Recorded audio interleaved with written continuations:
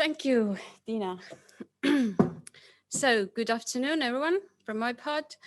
Thank you for the previous talks. It's been really interesting. It's good to be reminded once in a while that you have to contemplate on what you're doing, on why the students sometimes don't understand you.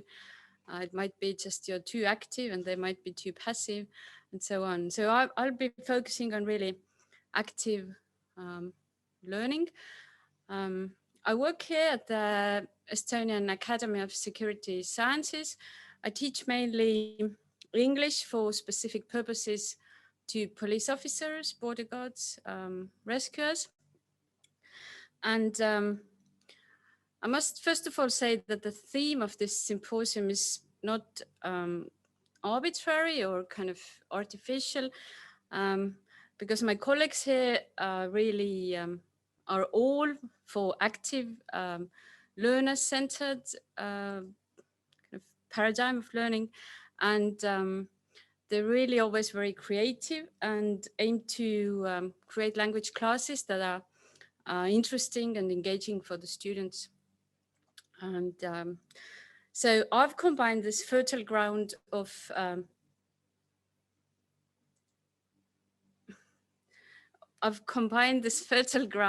that we have here. There's some slide, maybe one first, with the simulation centers, ideas and really helpful people there. And my aim is to create extraordinarily engaging classes for the English for specific purposes. Okay, so today my aim is to, first of all, share with you what came of this collaboration with the Simulation Center and encourage, maybe inspire others who've been thinking of doing something similar. So I will go through the options I had to create this class, or the tasks to be more specific. I will also, I will cover the ideas I had that had to be formulated as aims, and also go through the creation process of the task, and finally to some outcome of this venture, and something for you to take away, hopefully, as well. So when I went first to the Simulation Center, I had the idea of creating something that could be used remotely, because remote learning, you know, it wouldn't be highly immersive in the virtual reality terms, but it would still be a kind of gamified virtual reality-like task for my police course. So I also had in mind the theme of first aid, because I've never been really happy with the classes I've designed to teach vocabulary concerning first aid. But when I came out of the Simulation Center, we had a plan to do it for quite another course and quite differently. So from starting with the idea, I had this sort of virtual reality Moodle. I actually ended up with a real-time virtual reality task. So the first two options here, the Moodle and the XVR online, they could be used remotely, but they're not as immersive as the last two.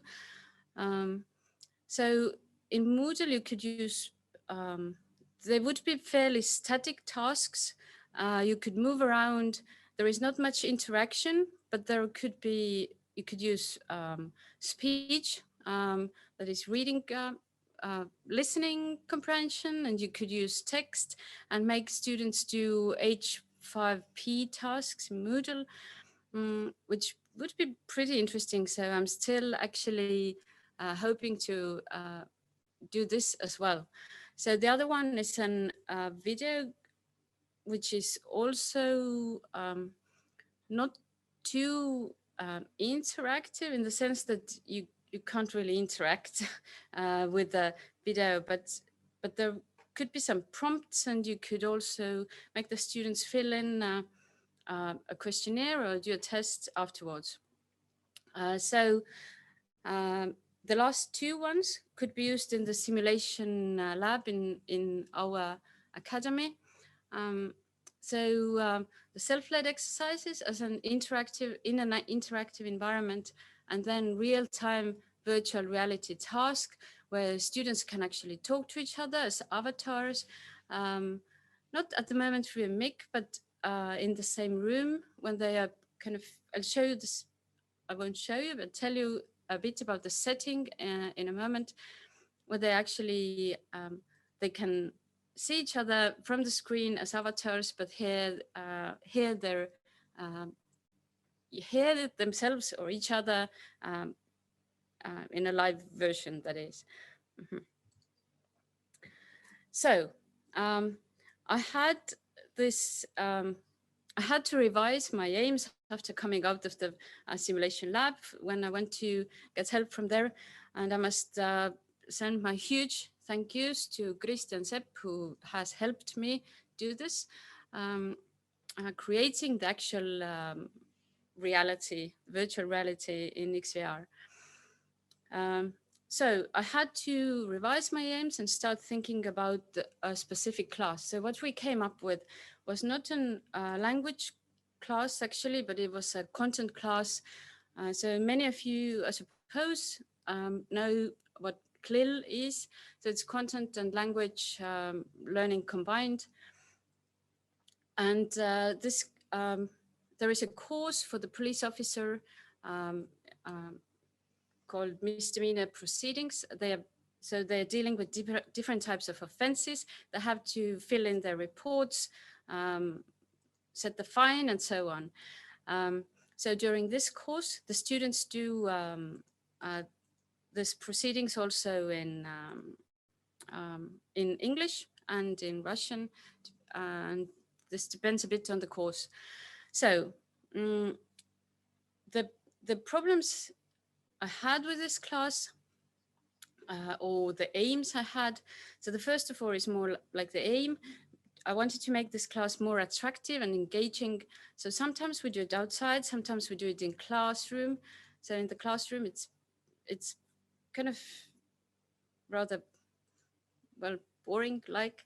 So it's not very real like. It's not like much, it hasn't much to do with reality. So if we have to do it in the classroom, I'd like to make it more attractive and engaging. So if you're not outside when it's minus 20 degrees, for example. Because the students, as you all know, they learn better and more if they're positively minded, if they have they're positively engaged and they're really active. Brains are active and take in more. So the problem actually with this course is that often it happens that two people are interacting, they're doing the dialogues, doing the procedures, asking the questions, answering the questions. One is then the police officer, the other takes the offender's role. But the 10 people tend to kind of be idle. Although they could listen to the other people and learn from what they're speaking, so they kind of tend to drift away. And this has really been something that I've thought that this would need to be dealt with. So this is the case where actually I got a lot of help from the simulation people, that is Christian, who also pushed really this idea that everyone should be active and engaged. So the point of this class is actually to give the students an opportunity to use required vocabulary to deal with offenses. So it's rather straightforward. It's just a single class in misdemeaning proceeding course. So we don't really pay much attention to developing phonetic or grammatical skills. So the aim is just to practice vocabulary, which you could take a deeper look at, but it's just one class usually or two classes, and it's well, it has to be dealt with.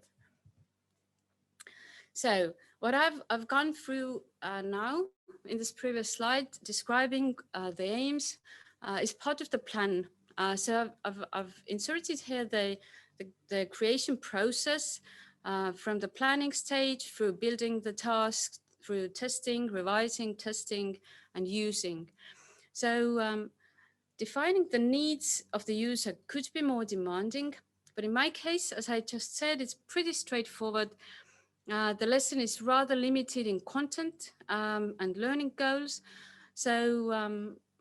And so are actually the scenarios. So there should be some cases dealing with either traffic offenses or breach of the peace or minor offenses, other kinds of minor offenses.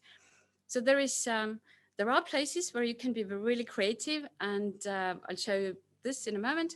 But in many senses, it's pretty straightforward, which is actually good for me to begin with.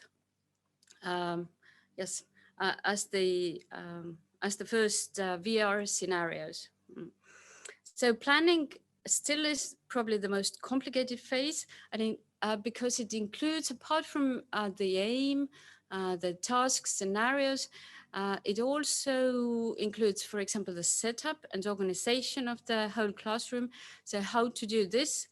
So this was maybe something that we had to really think about to make all the people active in the class, to engage everyone. So when we started creating the scenarios, so we came to we created the scenarios, and then after testing, actually, we thought more of how to put everyone to work. So for the scenarios,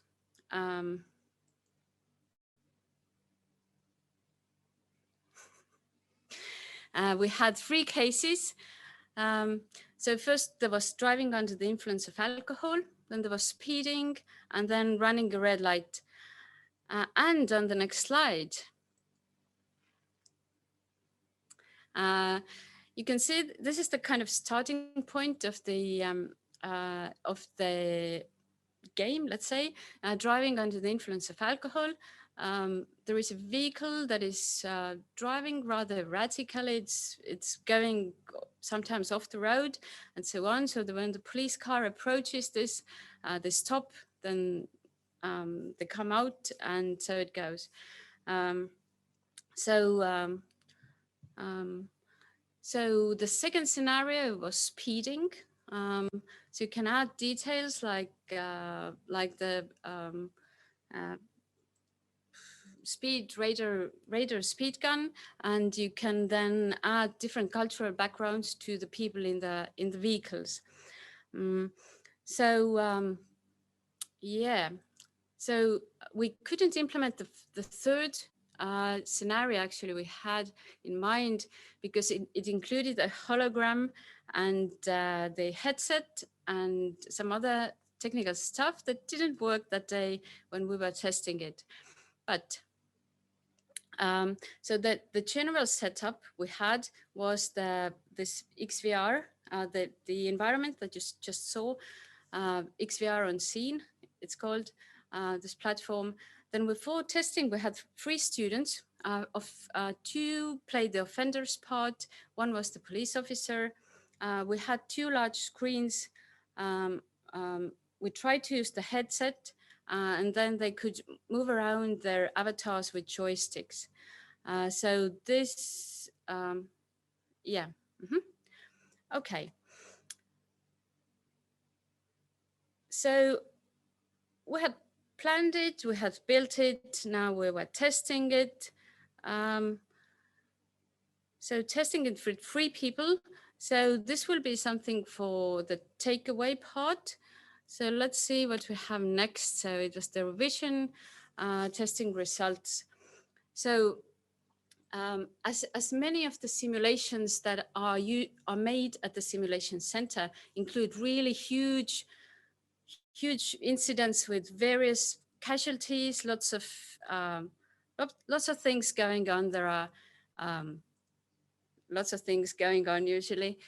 So the rescuers, police officers, medics come to aid. So this was a bit more detailed scenario. So while testing, we saw many places where we could add details. So for example, it takes a bit of time maybe to add these little things, but for example, if we leave the engine running, the engine of the car running, and it really makes a lot of noise, and it can be turned off only when the student says so. So we just elicit this one phrase that you should turn off the engine. So those are tiny things, but there are several things, and they're actually pretty useful. So and when they practice it, it's a good way to elicit this vocabulary. So not yet.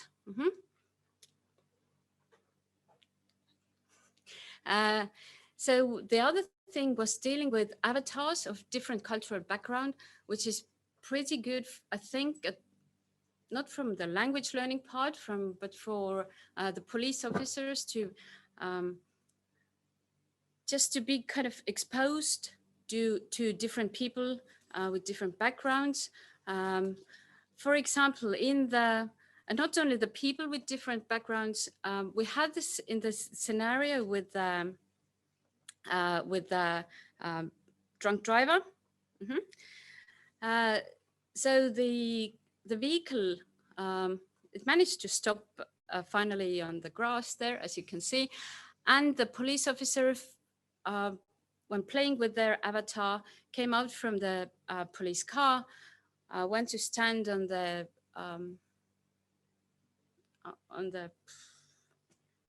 left or right, the left side then of the car, talking to the person there, asking for the documents and so on.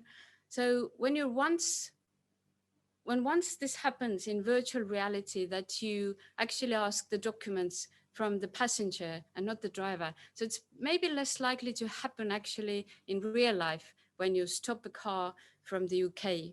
So so again, there's tiny things, but I think it's pretty good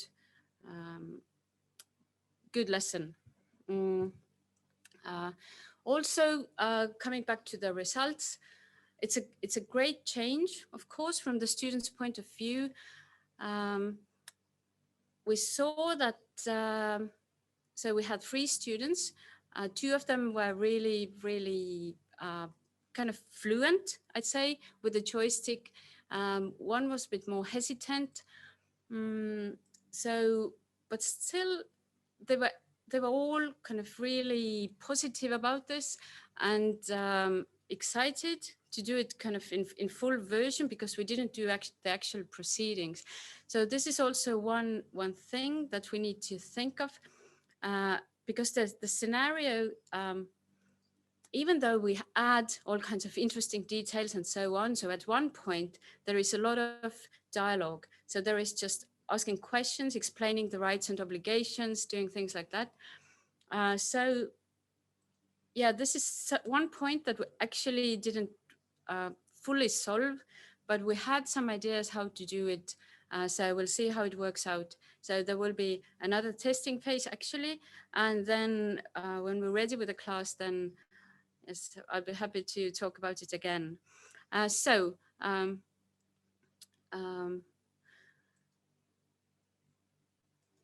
the 4th point was a good point for me, for example, to think of the class's aim, of the task's aim. So it's if anyone has tried programming, it's kind of similar. You really need to be really clear about what you want, because otherwise you can't have it.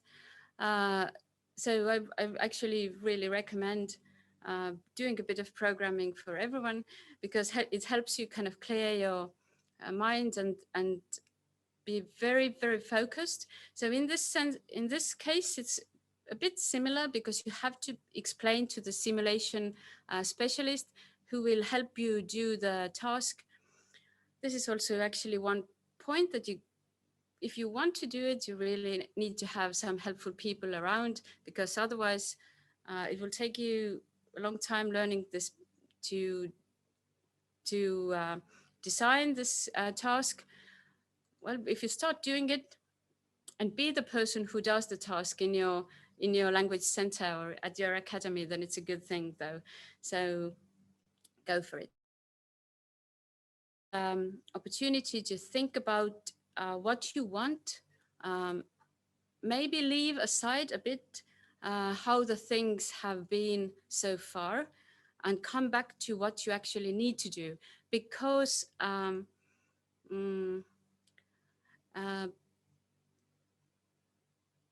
think, yes, I'll show you in a moment how we actually reorganize this, the way it's done, this class. Just a second. So there was just yeah, okay. So the previous setup of this classroom. Well, I'm sorry, I don't have a photo. We were so engaged in doing the virtual reality that we forgot totally about the reality of having the conference and needing the photos for the conference. So the usual setup is that there are two students talking to each other. There is the language instructor, there is the content instructor, and then the rest of the class. Someone is sending love letters or someone is just fooling around or having great ideas or thinking their own thoughts or just checking their phone for, I don't know, Instagram is yesterday, I suppose, but something that is more of today.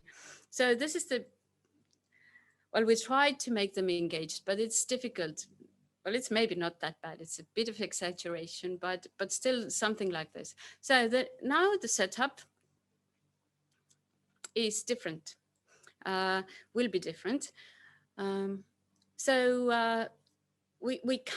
have so many screens that we can have 4 students in 3 clusters doing actually 4 scenarios. So we have the driving under the influence, then we have the speeding, running red lights, and probably some kind of driving without the driver's license or something like this.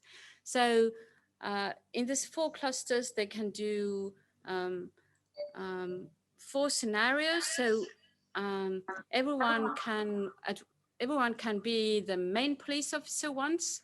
So we've also thought of how we can engage everyone. So as we have the lists of phrases and words they need to know, so we can have one person kind of help and check the vocabulary used in each group.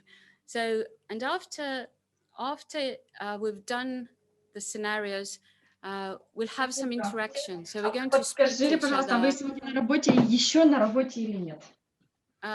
Все, So, вопросов нету. Бо я Алёшкина сдавала очки, а забрать в такую погоду решила уже не could you сильно switch ехать. off your Хотела спросить. mic, someone? Где? Все, тогда буду знать на будущее. Все, тогда понятно, хорошо, добро. А можно будет тогда попросить с понедельника у вас взять?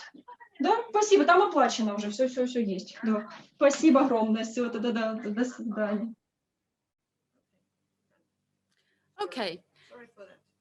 So no problems on my part. So we're going to have more interaction,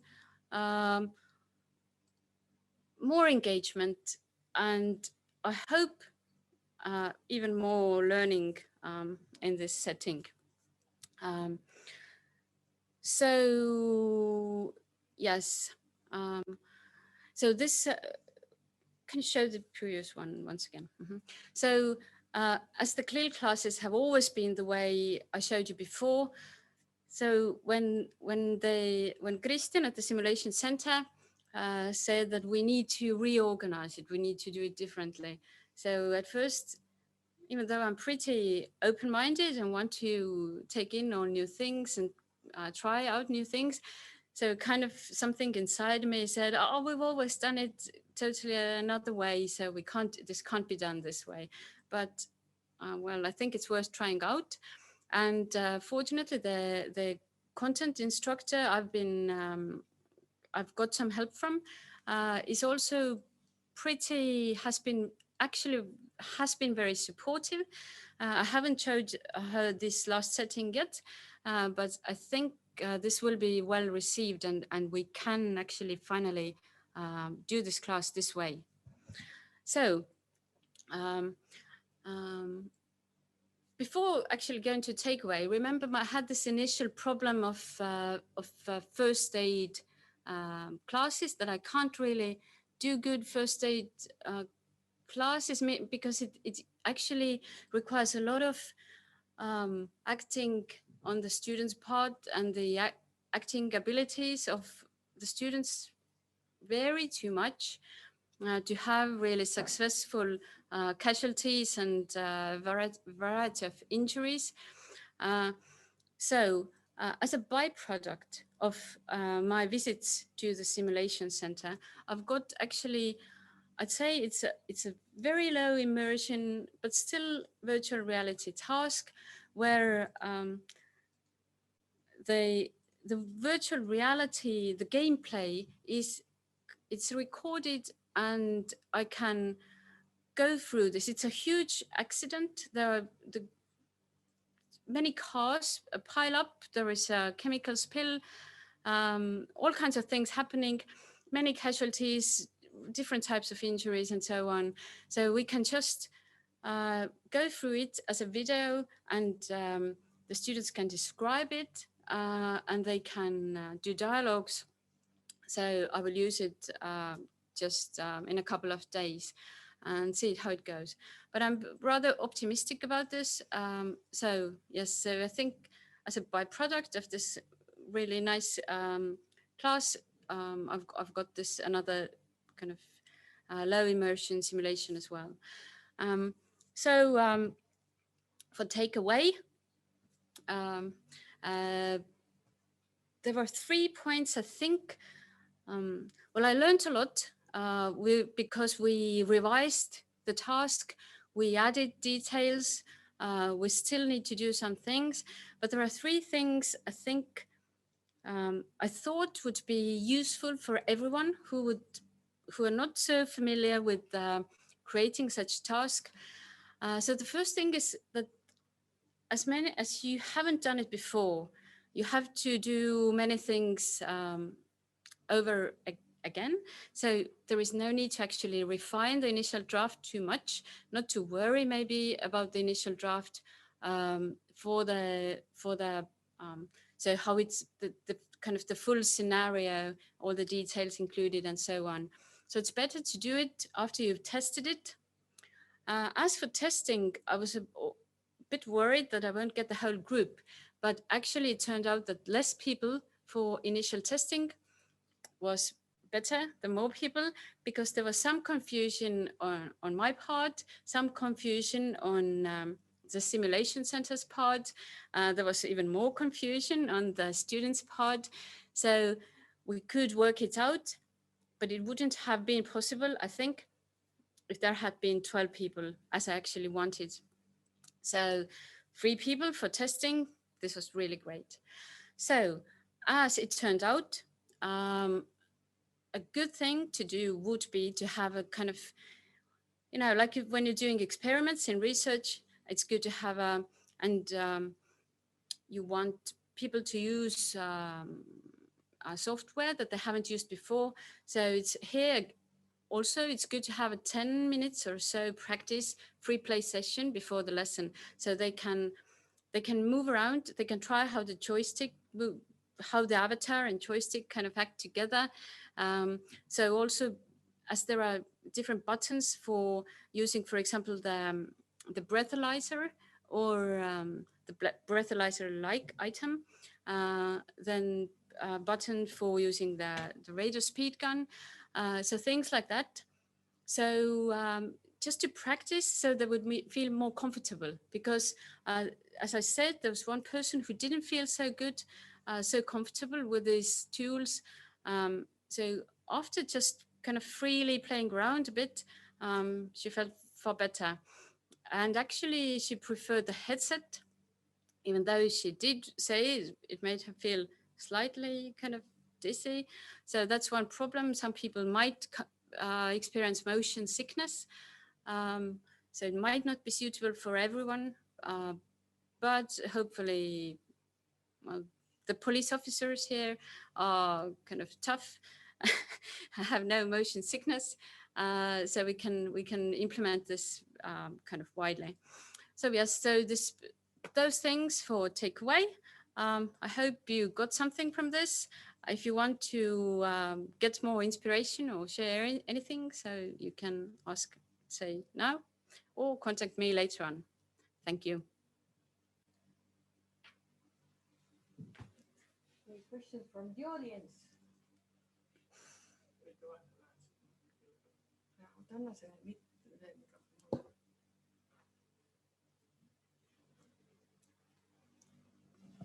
So, Marju, will you switch to virtual reality forever now? Yes, I'm not the hugest fan of all things virtual, but for learning purposes, I think this will be a good thing. So I will stay. I actually prefer real life far more. But in this case, in this CLIL class, I think it would really benefit the students. Mm-hmm. You said that when it's -20, you'd prefer to stay inside. But are there any other circumstances when you'd really switch for VR instead of going outside to the what Mm-hmm. you have? Well, there are, as I said, for example, we could act out everything here, of course, but for example, the example with the vehicle from the UK, I think it's good to practice in a virtual reality, just things. But I really think it's really kind of in place here. Mm-hmm.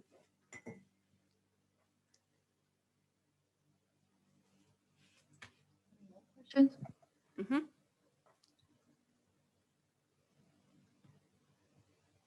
If not, then I could ask, do you aim to use it to replace the current CLIL classes, or it's just preparation for this real CLIL class when you actually go outside and start stopping cars? No, this will be the replacement for the CLIL class. And it can be done in Russian possibly as well. So.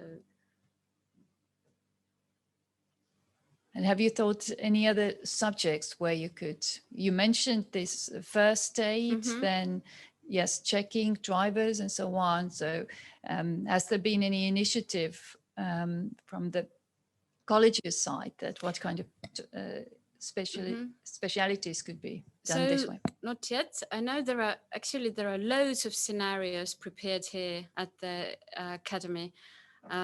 So this could actually be made use of. So many things that are used in content classes could actually be used in the language classes. The Rescue College has loads of incidents, and yes, I know there is something made in. I've also thought of doing a human trafficking kind of detection task, where you have to detect human trafficking case. But there are also intimate partner violence things, I think, done here. So I've really received a lot of help and encouragement from the simulation center. So I can't see why those things can't be done.